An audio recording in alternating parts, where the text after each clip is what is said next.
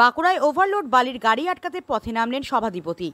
গতকাল বীরভূমের প্রশাসনিক সভা থেকে মুখ্যমন্ত্রী মমতা বন্দ্যোপাধ্যায় বার্তা দিয়েছিলেন, গ্রামীণ রাস্তায় ভারী ও ওভারলোড গাড়ি চলাচল বন্ধ করতে হবে। মুখ্যমন্ত্রী সেই বার্তার পর আজ মঙ্গলবার ওভারলোড বালির গাড়ি ধরতে অভিযান চালালেন বাঁকুড়া জেলা পরিষদের সভাধিপতি অনুসুয়া রায়। এদিন বাঁকুড়া জেলার জয়পুর ব্লকের রাউতখণ্ড পঞ্চায়েত এলাকায় কুম্ভস্থল থেকে হাতিয়া পর্যন্ত রাস্তার উপর কুন্দপুষ্করণী এলাকায় জেলা পরিষদ ও জেলা প্রশাসনের প্রতিনিধিদের নিয়ে অভিযান চালালেন বাঁকুড়া জেলা পরিষদের সভাধিপতি অনুসুয়া রায়। সেখানেই তিনি তলব করেন স্থানীয় থানার ওসি এবং BLLROকে।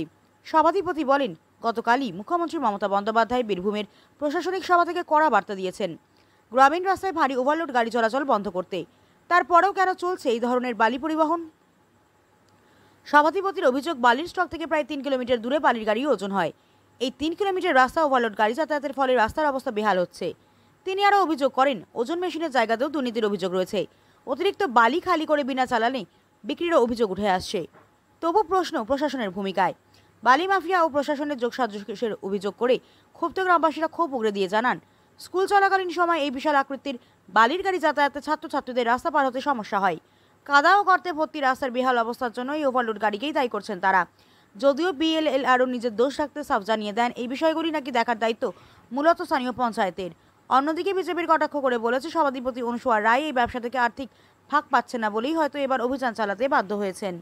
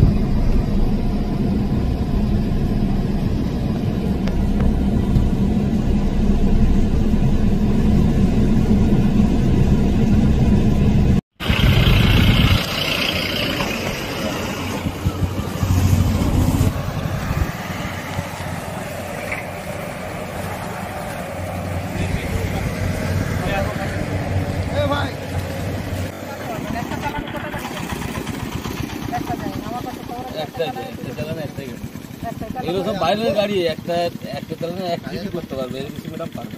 লোড কত যায়? লোড আমাদের যেটা যার যেমন পাসিং, পার জায়গার যেমন পাসিং আছে। লোড যাচ্ছে ম্যাডাম, আপনি গাড়ি চাপিয়ে দেখুন, হয়তো 1 টন 1.5 টন। আমি সেটা দেখতে যাবো না, আপনার মুখের কথাতে যাবো না। আমি তো নিজে দেখছি চুর করে বালি গেছে। ম্যাডাম, ওই বাড়িটা 4-5 দিন ধরেই পড়ে আছে। যে দিন থেকে আমরা স্টার্ট করলাম তারপরে হ্যাঁ, এই যে চালানটা, এটা কি স্ট্যাগার চালান? আপনি বলতে পারবেন কি? এই রাস্তাটা যে নষ্ট হচ্ছে, এটার দায়টা কে নেবে? আপনারা আমরা অনুমতি দিই না, লোকাল প্রশাসন সবাই মিলে তো। না, আমি লোকাল প্রশাসনকে কাকে উদ্দেশ্য করে বলছি? লোকাল প্রশাসন না, আমরা সবাই মিলে এটা সুষ্ঠু করে। হ্যাঁ, ওভারলোড আমি চলে যে 2-2.5 কিলোমিটার ওখানে যে কেয়ার করার পর তারপরে ওরা গাড়িটা নেই। হ্যাঁ, ওভারলোড চলে। আমরা জানলেও আমরা ওই বালির দিকে বলার মতো আমাদের। হ্যাঁ, সকাল থেকেই চলে। হ্যাঁ, সমস্যা তো হয়, জনগণের সমস্যা হয়। সিরাজউদ্দিন শেখ। এখানে রাস্তাঘাট খারাপ দেখে আমার একটু কেমন লাগলো, তারপর এসে দেখছি বিরাট বালির স্ট্যাগ এখানে রয়েছে। প্রচুর গাড়ি রাস্তার মধ্যেই দাঁড়িয়ে আছে। যাত্রীদের অসুবিধা, যারা রাস্তায় চলাচল করছে তাদের পক্ষে অসুবিধা, তারা যে চলাচল করতে অসুবিধা ভোগ করছেন তারাও জানালেন। আমি দাঁড়িয়ে পড়ছে এখানে দেখলাম যে কি অসুবিধা আছে সেখানে। এখানে সবচেয়ে মূল সমস্যা হচ্ছে রাস্তার মধ্যে গাড়ি দাঁড়িয়ে থাকে, ওভারলোড গাড়ি। সেই গাড়ি 2.5 কিলোমিটার দূরে তাদের কাটা, সেখানে গিয়ে ওয়েট করা হচ্ছে।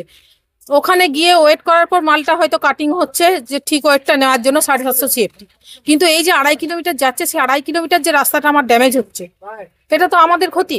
জনসাধারণ যে রাস্তাঘাটের উপর চলাচল করবে, একটা অ্যাম্বুলেন্স নিয়ে যাবে, সেখানে মানুষের ক্ষতি হচ্ছে প্রচন্ড। এই জন্য আমার এখানে এসে দাঁড়ানো বা এটা দেখা না, কিন্তু আমি এসে যেটুকু দেখলাম ওভারলোডের গাড়ি 2.5 কিলোমিটার যাচ্ছে।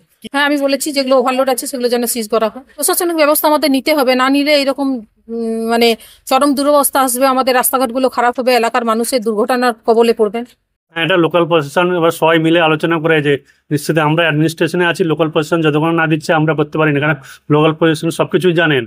ওনারা যদি আমাদের বলতো তাহলে আমরাও আলোচনা করে এবারে কি ব্যবস্থা হবে সেটা। উনি বললেন যে কবে হবে, উনি সময় চাইছে। আমি বলি আপনার সময় মতন আমরা বসতে চাই, আপনি আসুন, কোনো অসুবিধা নেই। উনি বলে ঠিক আছে, উনি আর অথরিটির সঙ্গে কথা বলবেন, এটাই বললেন। এখানে যিনি বলছেন যে এগুলো দেখভালের দায়িত্ব লোকাল প্রশাসন বলছেন। লোকাল প্রশাসন সবাই মিলে আলোচনা করে যে গাড়ি ধরো লোকাল প্রশাসন মানে আপনি কাদেরকে বলছেন? লোকাল প্রশাসন যারা আছে, যেটা পঞ্চায়েত, যেটা লোকাল বলতে আমরা যদি পঞ্চায়েত লোকাল প্রশাসন মানে আপনি ব্লক, সেই প্রশাসনের মধ্যে আপনি আমি অ্যাডমিনিস্ট্রেশনে আছি। লোকাল প্রশাসন যারা বালি আসছে কিনা সেটা পঞ্চায়েত দেখবে। পঞ্চায়েত দেখবে না, তো রাস্তাঘাটে যদি কোনো জমি আছে বা পাবলিকের যদি প্রবলেম হয় সেটা আমাদের জানাবে, সেটা আমরা তাহলে ওই যারা জানালে আপনারা জানতে পারবেন। না, যদি প্রবলেম হচ্ছে লোকাল তো একদম বাড়ি বাড়ি তো আমরা যাই না। যদি কোনো অভিযোগ হলে যে ওনারা ফোন করে দেয় তখন আমরা এসে যাই, এসে সবাই মিলে বসে আলোচনা করে কিভাবে চলবে। ওসি সাহেব আছে, দেখভালের জন্য আছে, ধরো ওই স্কুল আওয়ারগুলো ওরা মেনটেন্স করে, বা গাড়ি যারা যাতে না একসঙ্গে জড়ো হয়ে যায় সেটা দেখেন, ওনারা রোস্টার করে রেখেছে। ওনারা বললেন না হয় তাহলে দেখা দরকার। না, আমরা করি, ওসি সাহেবরা করে না, আমরা করি। আবার জয়েন্ট ভেরিফিকেশনে বেরিয়ে আমরা। এখানে যেগুলো ওজন করা হলো 16 চাকাগুলো কত করে, মানে কত ওজন কত করে হয়েছে প্রত্যেকটি এক একটি?